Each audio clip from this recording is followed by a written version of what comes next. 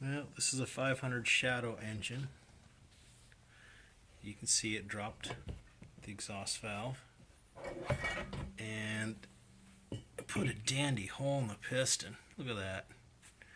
But motor does still rotate okay. Looking at the cylinder, you can see that nice big crack.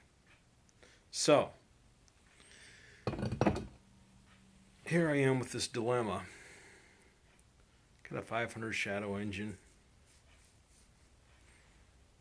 50 horse motor from the factory, which is pretty good for only 500 cc's. Do I try to chase down parts and rebuild it, or do I part it out and scrap it? This is the dilemma. Anybody out there have any 500 Shadows? Got a rear cylinder, piston, and a head?